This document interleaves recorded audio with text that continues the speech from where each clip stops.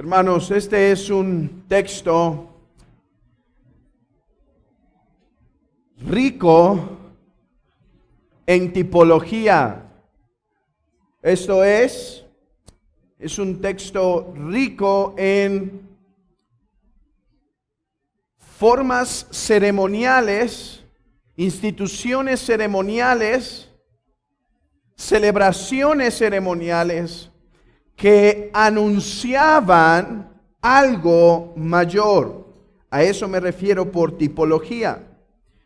Es una institución religiosa, actividades religiosas, personas que anticipaban una realidad mayor. Y créanme, podríamos ir quizá versículo por versículo en la tipología de este texto. Por ejemplo, dice que esta celebración del día de la expiación, lo que es llamado el Yom Kippur, Yom en hebreo es día, Kippur, expiación, Yom Kippur. Dice que esta celebración debía ser una vez al año. Sí, el pueblo de Israel veía diarios sacrificios, pero al lugar santísimo se entraba una vez al año solamente, nunca más. Sin lugar a dudas, esta es una anticipación del único sacrificio que Cristo haría una vez y para siempre. Además, en el versículo 4 se dice que Aarón era el que iba a ministrar esta expiación. Hermanos, solo el sumo sacerdote. En todos los demás sacrificios, los demás sacerdotes podían participar, debían participar. Pero en el día de la expiación, única y solamente el sumo sacerdote. Y eso nos anticipaba, hermanos, que aquel que haría expiación por nuestros pecados sería el sumo sacerdote, nuestro Señor Jesucristo. Por otro lado, Aarón regularmente ministraba con ropas muy espléndidas. Ya se nos narró en Éxodo lo espléndido de sus ropas. Tenía aún unas láminas de oro aquí en la cabeza, aquí en su pecho, tenía piedras preciosas. Su servicio era en un sentido majestuoso. Pero nota que para hacer este sacrificio se tenía que despojar de sus ropas espléndidas y tomar las ropas de lino, las ropas de siervo para hacer sacrificio. Hermanos, ¿no es esto una hermosa anticipación de aquel sumo sacerdote que se despojaría de sus ropas, que se despojaría momentáneamente de su gloria celestial para descender a hacer expiación por nuestros pecados?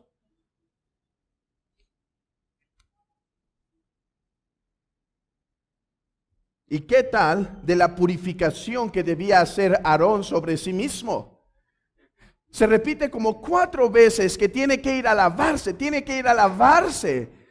Y es que aquel que iba a hacer expiación por los pecados tenía que ser perfecto. Pero Aarón, siendo imperfecto por ser pecador, no podía sino simbolizar la pureza a través de lavamientos religiosos. Pero algún día llegaría el santo. Por eso dice el autor de Hebreos que tal sumo sacerdote nos convenía, santo, apartado de los pecadores. ¿Y qué tal del becerro? 2 becerros se tenían que, 2 cabritos se tenían que sacrificar. Uno siendo muerto y su sangre siendo derramada en el arca del pacto. Mientras que el otro, aquel que era dado a Azazel, cualquier cosa que sea Azazel, hay todo un debate en los comentaristas sobre qué es Azazel, Pero uno por un lado era muerto y el otro era enviado al desierto en la soledad por sufrimiento. Hermanos, tal sacrificio anticipándonos la forma en la que Cristo redimiría y nos limpiaría de nuestros pecados. En primer lugar, dando su vida, pero no dando su vida, hermanos, solamente, sino exponiéndose a tormentos y sufrimientos, siendo puesto en el desierto, siendo llevado fuera del campamento. De hecho, cuando un sacerdote llevaba afuera a Azazel y llevaba a quemar los restos del animal fuera del campamento, ya se nos anticipaba la obra de Cristo también, porque dice el autor de Hebreos que Cristo salió del campamento para santificar a los suyos. Cristo salió del campamento y entonces el autor de Hebreos nos invita, también nosotros salgamos. También nosotros vayamos a proclamar los sufrimientos de Cristo. Salgamos del campamento. Hermanos, ¿y qué tal del resultado? Dice que este sería día de reposo. Día de reposo es para vosotros. El trabajo fue duro, anticipando también la obra de nuestro Señor Jesucristo. Un trabajo, hermanos, donde el sumo sacerdote no podía ser ayudado por nadie. ¿Recuerdan? Tenían que salirse todos cuando se iba a ofrecer. Nadie podía estar, anticipándonos también que Él era el único que podía ofrecer sacrificio por nosotros. Y habiendo hecho tal trabajo, entonces da reposo al pueblo. Dice, este será día de reposo, día de paz para vosotros, oh hermanos. Anticipándonos el reposo espiritual que recibiríamos nosotros después del arduo trabajo, después de las agonías de Cristo, su pueblo recibiría paz. Por eso puede decir a sus discípulos, paz a vosotros. Hermanos, este texto es rico en simbología, en tipología. Y esto debe preparar nuestros corazones para para empezar o seguir adorando a nuestro Dios en lo que continúa. Hermanos, la hermosura de esto, y amigo, al mismo tiempo estoy predicando a ti el Evangelio. Te estoy predicando el Evangelio. Esto que tenemos aquí era una pequeña sombra de algo mucho mayor. Y que si este sacrificio daba reposo, ¿cuánto más el sacrificio de Cristo puede darte paz? Puede darte paz, porque amigo, debes saber algo. Tú estás en enemistad con Dios. Nacimos en enemistad con Dios, pero Cristo ha venido a dar paz. Ahora, aunque podríamos continuar con la tipología y abundar en cada uno de esos puntos, sin embargo, no es la meditación que traigo para ustedes esta mañana. De hecho, fue la introducción.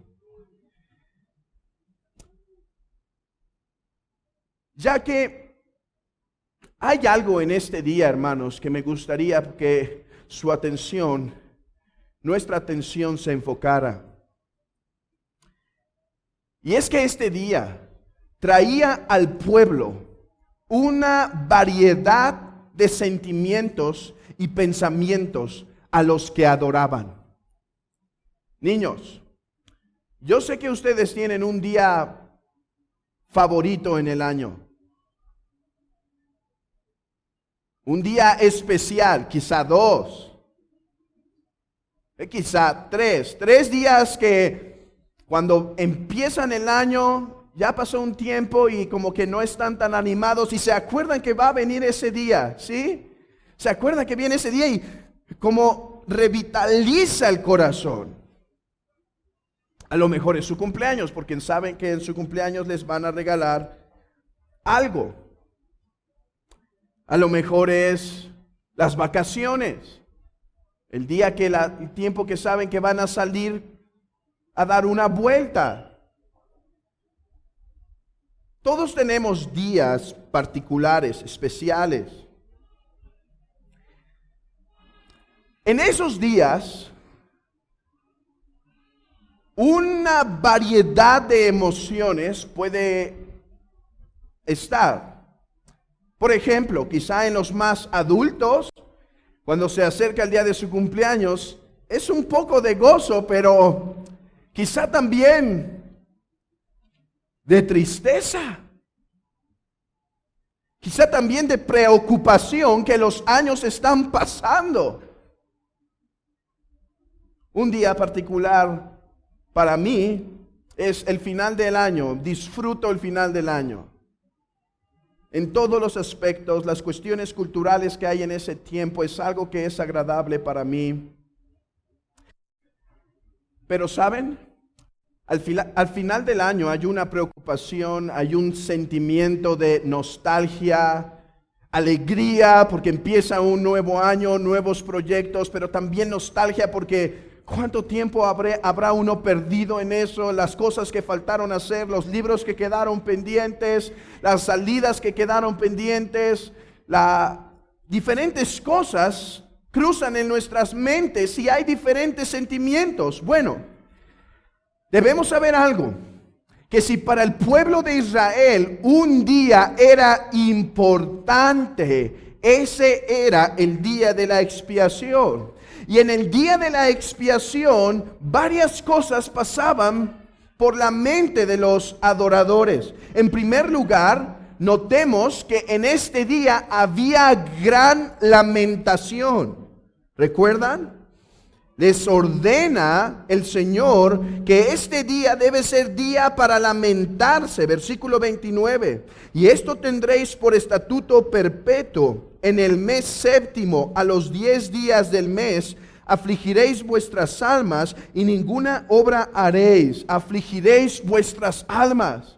Y es que, ¿cómo no afligir las almas si el día de expiación, el Yom Kippur, manifestaba lo abundante que era el pecado? Noten esto, apenas entra el sacerdote y el Señor ya le dice, tienes que hacer expiación por tus pecados. Este día era un día para reflexionar y lamentarse sobre la realidad, lo penetrante que fue el pecado. El sacerdote tenía que limpiarse, el lugar donde se hacía el sacrificio se tenía que limpiar, el pueblo necesitaba limpiarse. El pecado contamina, eso es para hacer lamentación y afligir las almas. La gravedad del pecado debía pasar por las mentes de los adoradores. La seriedad del pecado, la solemnidad. Esto no era un día para andar brincando allá afuera. Esto era un día para estar meditando en lo grave del pecado. Debía derramarse sangre nuevamente. Debía haber un silencio solemne. Día de arrepentimiento, día de dolor en el corazón, día de lamentación. Hermanos, esto nos recuerda a la celebración de la Pascua. Debían comer el alimento con hierbas amargas. Y eso nos recuerda de la muerte de Cristo. Es nuestro gozo y nuestra paz, como vamos a ver en un momento.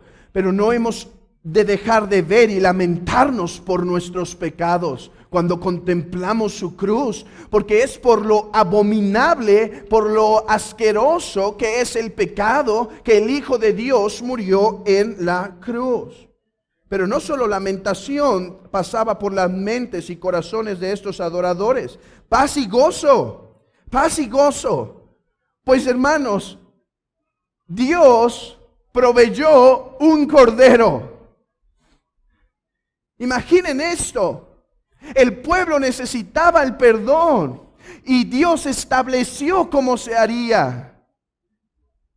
Cuando fuego consumía el altar, esto traería gran gozo, hermanos, porque al menos por un año más el pueblo había propiciado, había satisfecho la ira de Dios, al menos por un año. Pero en lo que me gustaría enfocarme es en la esperanza. Hermanos, este día no solo traía lamentación, paz y gozo, este día traía esperanza. Esperanza. ¿Qué es la esperanza?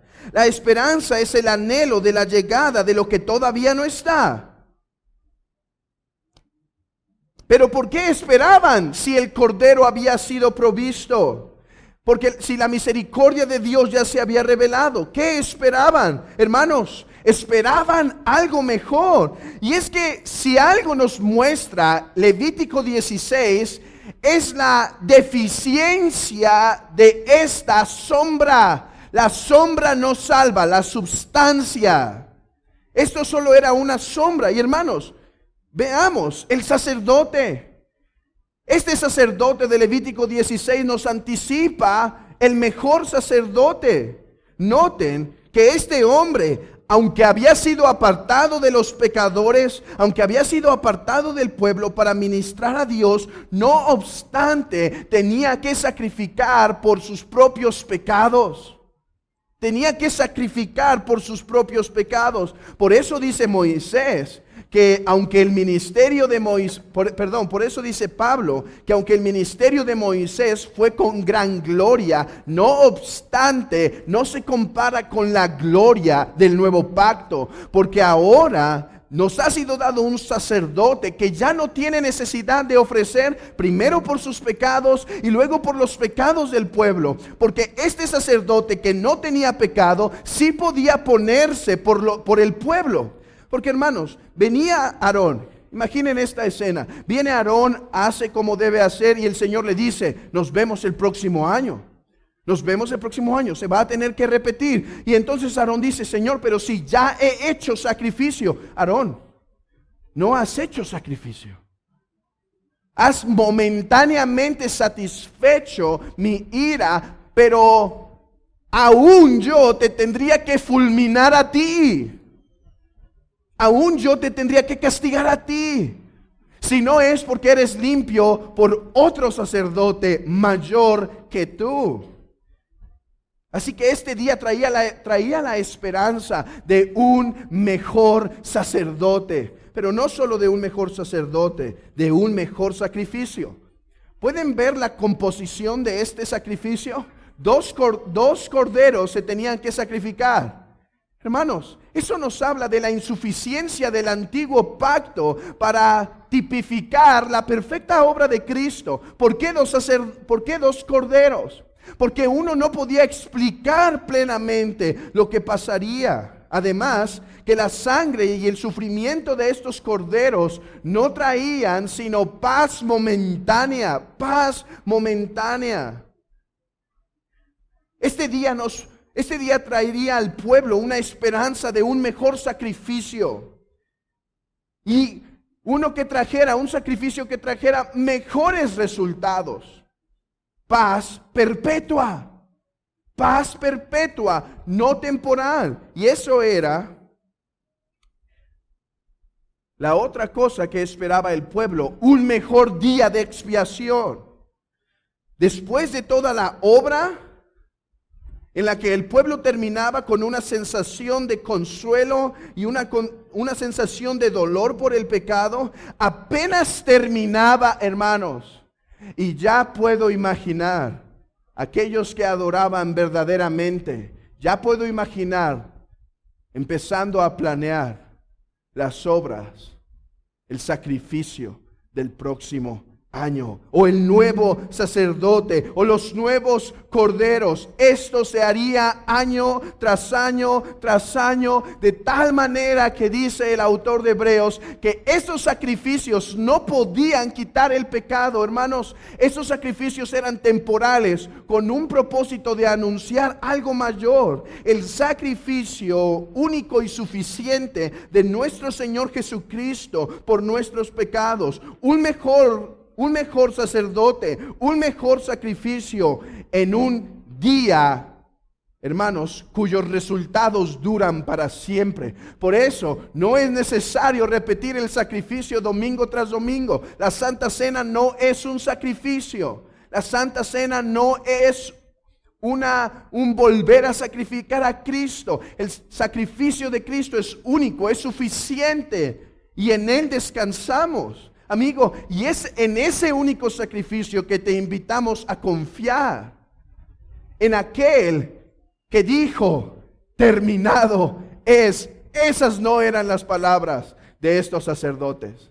El sacerdote terminaba y decía, ok, el próximo año nos vemos otra vez.